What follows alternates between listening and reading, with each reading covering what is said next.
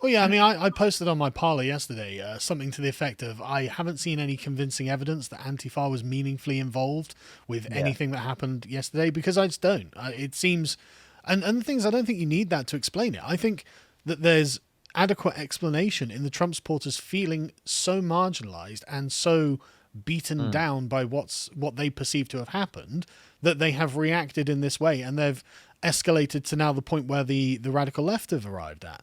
And I completely agree with you. I think that both sides need to sit down and have an honest conversation on the merits of what they both are asking for and what they're both demanding, and actually try and see things through the other guy's eyes. But that's not happening with the left to Yeah. the MAGA, and that's not happening from the MAGA to the left.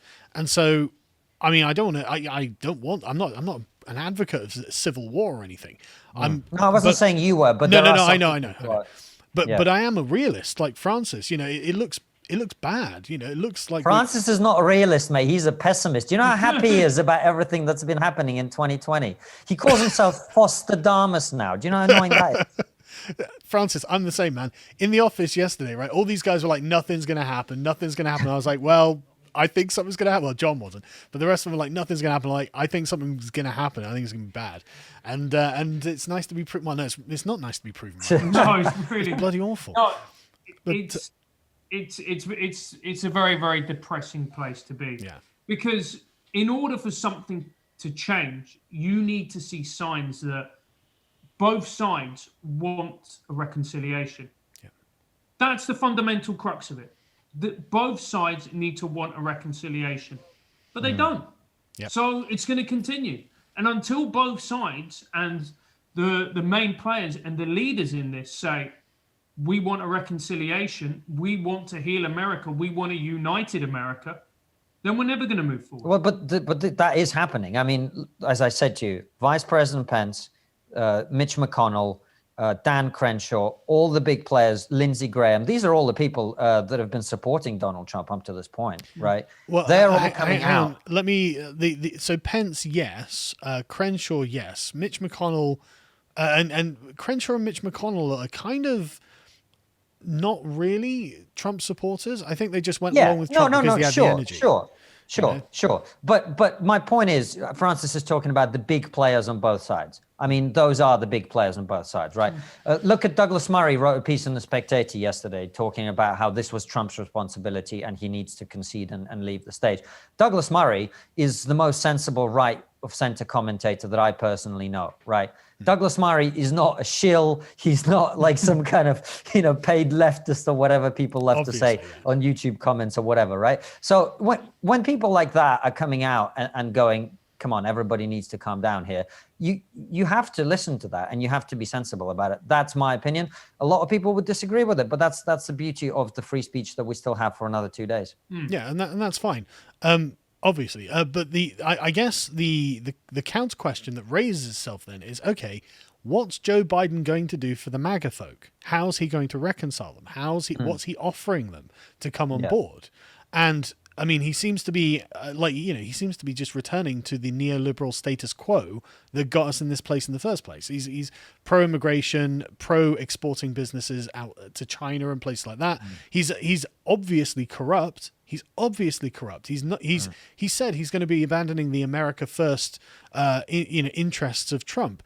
And it's like, why would the MAGA folk, you said something interesting earlier in the conversation where it's like, if this was in Russia, I wouldn't be surprised. I'd be like, oh, it's just another day, right? But in America, there's an expectation that's been placed on them. You've got a higher expectation for the United States. And this expectation is on the backs of the MAGA supporters as far as they're concerned. Like, they view themselves as the people carrying that expectation, and they're the ones who prop it up, and they feel like they've been lied to. And so everyone's looking at them going, well, you should be acting better, even though we're not going to act that way. And so it doesn't seem fair. It seems like they're being held to a standard that other people aren't being held to. Well, that's true. And they're not being listened to. That's true. That's true. This is why I said to you, I think a full and thorough investigation is needed. Probably it would have to be bipartisan at this point for anyone to believe it. You would have to have people involved in it from both sides. You have to do that. If you're Joe Biden and you don't do that, I mean, you are going to start some serious trouble. Do you think he's going to do it? I think he may do it. I think the seriousness of this is such that he may transcend his natural inclination to go, I've got the Senate, I've got the House, I've got the presidency. Let's just ram all our radical leftist crap down everybody's throats. I think he may, if it was if it was AOC, I don't think she'd be like that. But Biden still, I think, may have a little bit of that old school mentality. I don't know. We'll find out. I hope he does, because I'm wrong. Let's be honest, we're all fucked, aren't we? Yeah, I really think so. And it's I find it difficult to be able to persuade the MAGA supporters that the burden isn't on their shoulders and that a double standard isn't being applied to them.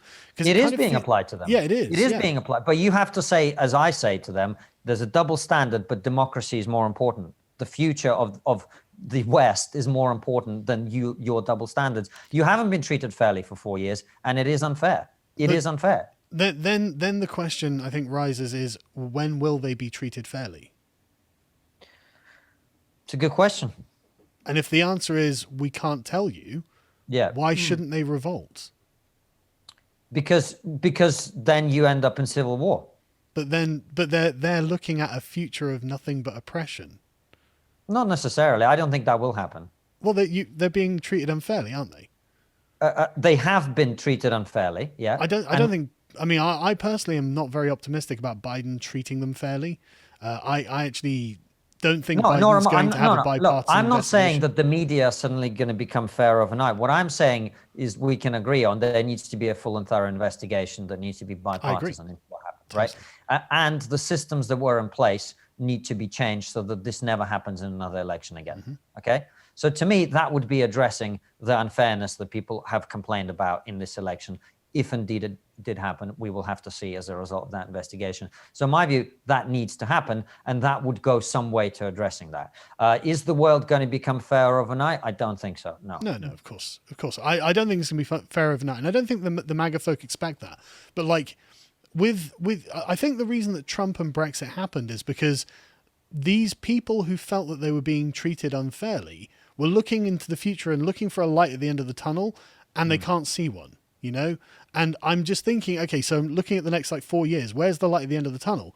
Do I think that Joe Biden is going to have this bipartisan investigation and then actually, with these particular examples where there's clearly a problem, do we think that Joe Biden's going to bring those people to justice? I can't see it. I just can't see it. And if the MAGA folk can't see it either, which I don't think they can, then, I mean, I don't know what to do. Well, you've got to give it a chance, Carl. You can't prejudge it.